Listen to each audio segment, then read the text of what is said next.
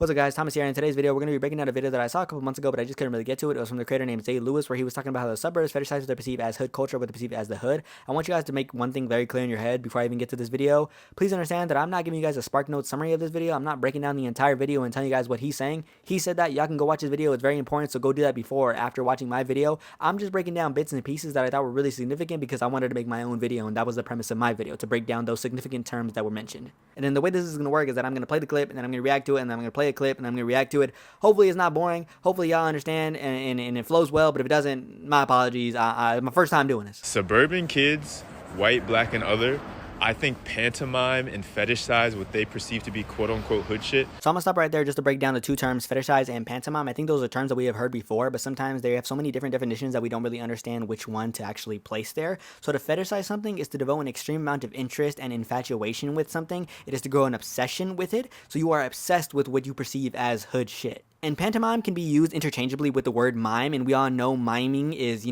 acting out of something using gestures, expressions. So you are physically acting out what you perceive as hood shit. So for these kids to pantomime and fetishize what they perceive as hood shit is to grow largely intrigued with what they perceive as hood shit and then to go and act it out for what it looks like to them. Because in America, we have accepted this idea that there's an inverse relationship between financial capital and social capital. So again, I'm going to stop it there just to break down the terms financial capital and social capital and the inverse relationship. So for financial capital, I think that's one of the easier ones to understand. It is quite literally, like your wealth, your affluence, your money, your stocks, your businesses, your homes. And then social capital is having multiple relationships and networks with different people and being known and revered. You are kind of this, popular person in a certain way. So the inverse is as wealth rises and falls, your social capital falls and rises. So every time your wealth goes up and you're closer to affluence, it seems that your revered persona and that personality goes away. And the closer your proximity is to poverty, the cooler you become. I've been said that the American dream is whiteness, but most people perceive that as upward mobility. And in a post-integration America, suburbia availed itself as a pathway up into and through the middle class for everyone, including black people eventually. And if we define whiteness as a replacing of culture with consumerism. So for this part, I just want to break down 4 terms. So the first term is post-integration America. I just want to break that down. I know it's been said before. I know a lot of people understand that, but I just want to break it down just in case. So post refers to after. So, post-game interview, post-season, it's after something. So if you are post-integration, you are after integration. And then integration refers to the time period of the 60s and 70s where the civil rights movement was able to get segregation outlawed. So post-integration America is just after the 60s and 70s. The second is upwards mobility. It is simply the ability to improve one's socioeconomic status. Suburbia became this pathway towards upwards mobility. And the third one is whiteness equaling consumerism over culture, where your culture is being actively stripped of you and it is being replaced with this ideology of consumerism. And then the fourth one is just breaking down what consumerism even is. It is where the consumption of goods and services becomes desirable and you become value and gain value through your purchases. People who move to the suburbs, but especially their children, will live in a vacuum that is literally trying to suck their culture from them and replace it with this kind of vapid consumerism. I think this one's pretty straightforward, but I just want to make sure y'all understand the vacuum is kind of metaphorical. It's allegorical for suburbia. Suburbia is the place that is sucking things dry.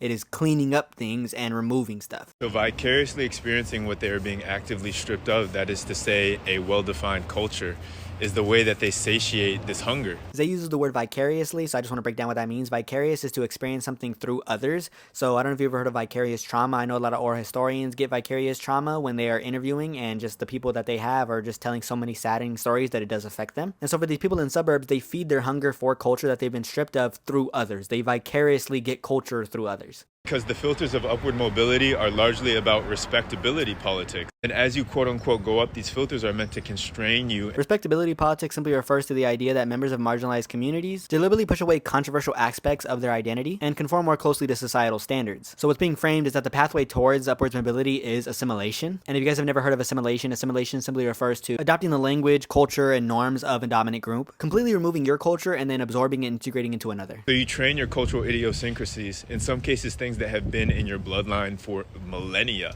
out of yourself, and more importantly out of your children, because you come to believe that is setting them up for success. So cultural idiosyncrasies are simply distinctive features, aspects, behaviors, and ways of thought of a culture. So the belief is that conformity and removal of those cultural idiosyncrasies will harbor success and wealth. In the most hyperbolic cases, the rich kid rebel, which can go 2 ways. I've been robbed of my culture, so I'm going to rob someone else of theirs.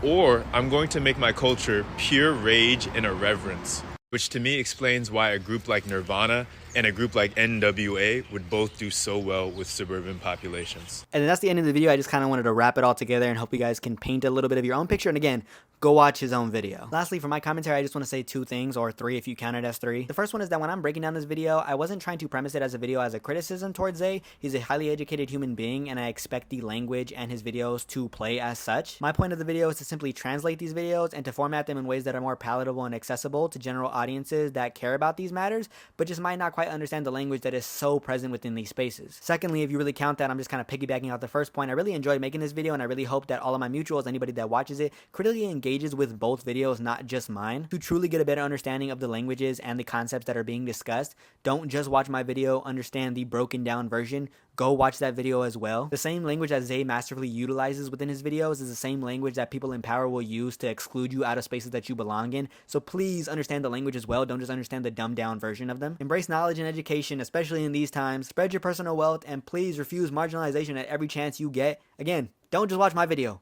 Go watch his video, because that's the same language, man, I'm telling y'all. Secondly, or thirdly, whatever you want to call it, I started a blog and I've been writing like once a week, but I do want to get other writers. I don't want it just to be my knowledge. I want everyone else to spread the wealth, and I want this to be something that can be like a community thing. So please feel free to DM me on TikTok or Instagram. You know, give me your writing, send me your writing, and I can post it there. It's about anything. I've been talking about just human politics in general. I think I was writing about like reproductive justice. Before this gets out, I probably already wrote something about how like men need to be better. So there's just a lot of things, whatever you want to feel, you know, whatever you want to write about. But yeah, without further ado, that's going to be the end of the video. Hope you enjoy, bro.